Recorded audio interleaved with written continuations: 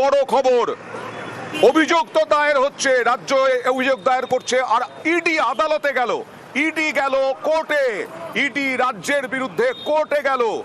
একদিকে অভিযোগ দায়ের ইডির বিরুদ্ধে বিধাননগর কমপ্লেক্স থানায়, ইলেকট্রনিক কমপ্লেক্স থানায়, অন্যদিকে ইডি গেল আদালতে রাজ্যের বিরুদ্ধে। অর্ণবের সাথে কথা বলবো। অর্ণব, দেখো, বিচারপতি শুভ্রা ঘোষের বেঞ্চে অরিজিনাল সাইডে মামলা চলছিল। সেই সময় deputy solicitor general Dhiraj Trivedi তিনি দৃষ্টি আকর্ষণ করে পুরো বিষয়টা নজরে আনেন, এবং যেহেতু আজকের সময়ে অভাব রয়েছে, ইডি কি বলতে চাইছে সেটা শুনানি করে আজকে কিছু করার, এক্ষেত্রে কালকে সমস্ত প্রসিডিওর অর্থাৎ পদ্ধতিগত তাদের কি আবেদন রয়েছে সেগুলি দায়ের করে আসতে বলা হয়েছে।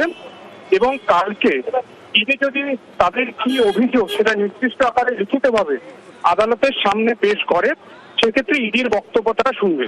মূলত ইডির তরফে Dhiraj Trivedi deputy solicitor general আজকে সকাল থেকে ইডির যে অভিযান চলছে সেই অভিযানে ইডি বাধাপ্রাপ্ত হয়েছে দুটি জায়গাতে, এবং সেই বাধাপ্রাপ্ত হওয়া এবং একটা কেন্দ্রীয় এজেন্সি তারা কাজ করতে পারছে না, এই অভিযোগ নিয়েই হাইকোর্টের দৃষ্টি আকর্ষণ এবং বিচারপতির কাছে হস্তক্ষেপ প্রার্থনা তাদের তরফে করা হয়েছে।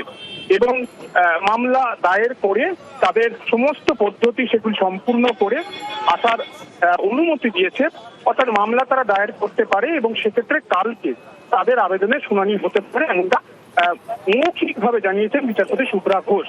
কিন্তু তাদের অভিযোগ পত্রে কি থাকছে, কে বাধা দিচ্ছে, কিভাবে বাধা দিয়েছে, কখন বাধা দিয়েছে, তার নির্দিষ্ট কিছু এখন ইডি বলতে রাজি নয়। তারা তাদের যে এই অর্থাৎ ইডির অভিযানে তারা বাধা দিল এবং এই অভিযোগ তারা কি আগামীকাল কি শুনানি হবে? কালকে শুনানির সম্ভাবনা তৈরি হয়েছে এবং সেই কাজটাই যাতে কাল শুনানি করা যায় তার জন্যই ইডি সচেষ্ট হয়েছে, এবং তাদের আইনজীবীদের যে টিম রয়েছে তারা এই বিষয়ে ইতিমধ্যেই কাজ শুরু করেছে।